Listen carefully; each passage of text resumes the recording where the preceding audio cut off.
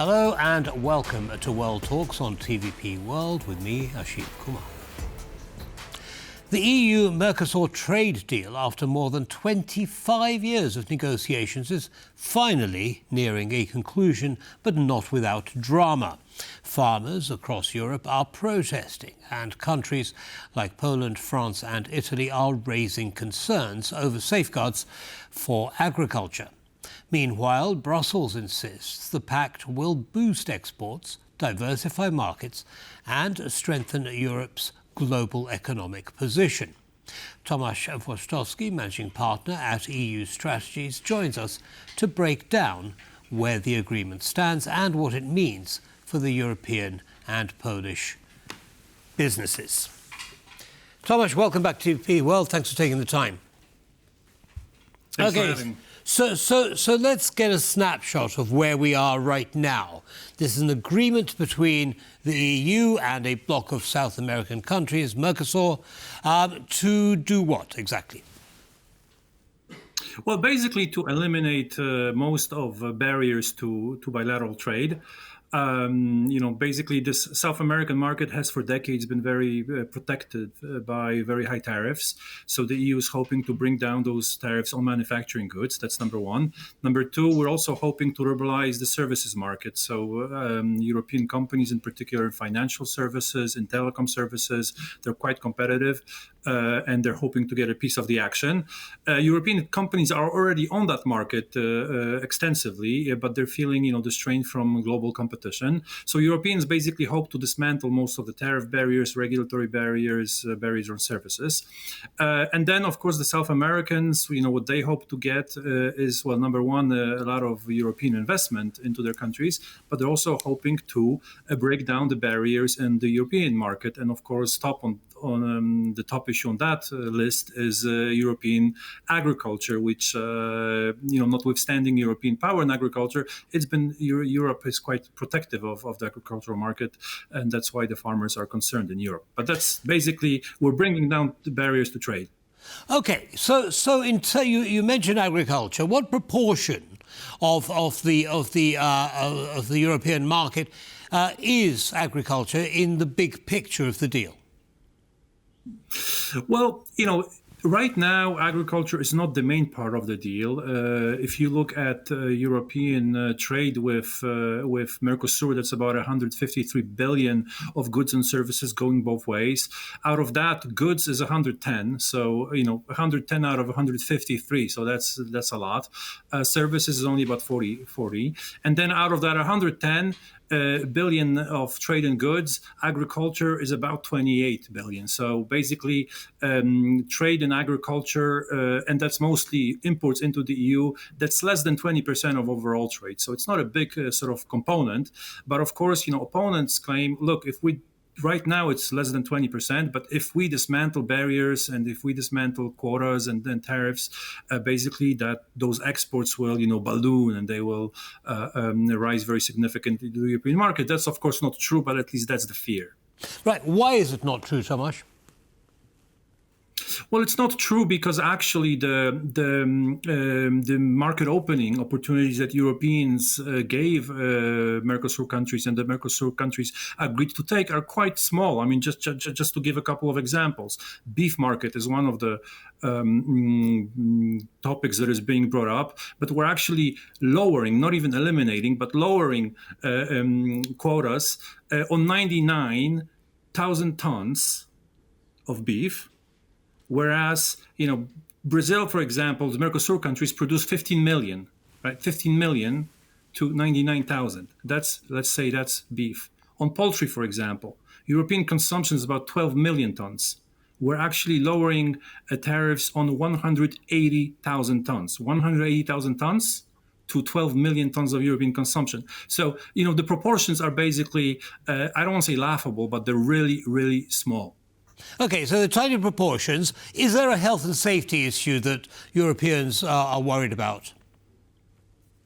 Well, there are two aspects there. One, of course, that's how the whole deal is. Well, that's how the concerns are being packaged of farmers. They're saying, look, we're subject to all these, safety regulations. Every little piece of what we do on our farms is being regulated. Whereas, in that far away market of South America, it's free for all. Everybody's doing whatever they want to do. Nobody's checking it, and now we'll be accepting those imports into the EU. Of course, that's not true.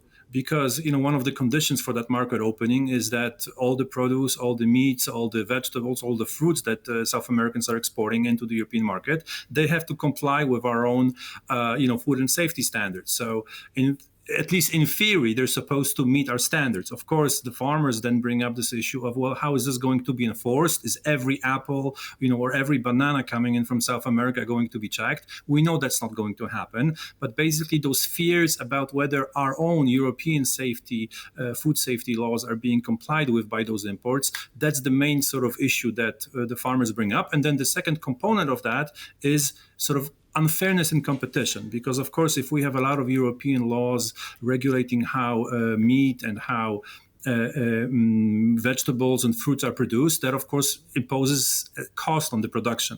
If you don't have the same laws regulating every piece of production in South America, of course you're producing much more cheaper. So that's the other component that the farmers are bringing up, that look, they're not subject to the same standards, so the cost of production there are much cheaper. Understood. Now, we've just clarified that the proportion of agricultural products coming into the EU from South America is actually relatively small in the context of the big picture. Safety standards seem to be aligned. How is it that the farmers are exerting so much leverage on the governments of France, Italy, and Poland? Well, a couple of issues there, but let's just take a little step back, because one of the concerns that, for example, Polish farmers are bringing is, look, yes, of course, in the full sort of picture of the EU-wide market, which is huge, then maybe those volumes of imports will not be that sort of major for, let's say, for all European farmers. But then, for example, Polish poultry producers say, look, we are actually exporting a lot from Poland to, let's say, France, or to Germany. We're exporting a lot to Spain. What will happen is that those small volumes that are going to come in, they're going to sort of remove us. They're not going to threaten us in Poland, but they're going to remove us from our own export markets in Western Europe. So that's sort of one component. Now, to answer your question, why is this such a big deal? And we have to sort of move away from trade. We have to move away from economics, and we have to move away from all rationality, really, and we're entering the world of politics. And the reason why this is such a big deal is because, all across Europe right now, the center-right governments are basically being challenged by the far right. And the far right, basically the populist parties on the far right, they're basically challenging, most of sort of rules that have been governing economic policies across Europe. And farmers, which are generally quite, I don't want to say they're unhappy, but they're quite, they feel very much regulated, and they're very unhappy about the regulation. They're quite susceptible to this narrative from the far right. And the center-right parties have seen how far-right parties make inroads into the farming communities, and they get a lot of votes. And that's visible in Poland, that's visible in France, that's visible in Italy. So the center-right parties basically are very susceptible to pressure from the farmers, because it's part of the voting bloc they do not want to lose. Understood. Well, it might be a voting bloc they don't want to lose, but they have to do something fairly quickly, don't they? I mean, President Lula of Brazil's getting a little short-tempered. He said that basically, and I quote, "I've already told them if we don't do it now, Brazil won't have an agreement as long as I am president." He's saying, 25 years is long enough, and he may have a point, don't you think? Well, no, it's not only he may have a point. I mean, he absolutely has a point. This agreement has been negotiated 26 years. I mean, that's ridiculous, really, if you think about it. And adding a few weeks for, let's say, for Italian Prime Minister Meloni to discuss with the farmers, what is 2 weeks going to do in terms of 26 years we've been negotiating this? So he actually has a point. And Europe, right? And this is one of the big issues one of the big reasons why Ursula von der Leyen and Chancellor Merz have been pushing for this agreement, because they say, look, we're not the only game in town. China is already number one trading partner for South America. United States is in Brazil, it's the third one after the EU. In Argentina, it's the second one. So we have, those countries have a lot of competition. And if we want to secure our place on that very promising, young and expanding market, we have to really act fast. Right. Well, clearly, and of course, we know that Brazil, is talking, and other Mercosur countries are talking to other big economies like Japan, for example. Is it possible that the EU will simply miss the boat if they don't act now, if they don't find a way through the challenges of the farming protests? That this isn't going to come around again, and that's going to damage EU competitiveness for a long time to come. Look, I think I'm going to be frank. I don't think the threat is really on the South American side. I would imagine that both President Lula, he's short-tempered, but of course he wants the deal. I think Argentinian government also wants the deal. So I think the South Americans really want the deal. The fear is actually on our side because the longer this deal gets delayed, the more unlikely it is it's going to get ratified. And just to give you one example, it's quite interesting that Italy is the one sort of asking for postponement right now. Italy is one of the top countries to benefit from this deal. It's the third trading partner of South America. It has exceptional trade relations with South American countries. A lot of Italian companies are there. So it's quite amazing that a country that's going to gain so much from this deal like Italy is also giving in to this pressure from the farmers. It's quite amazing, actually.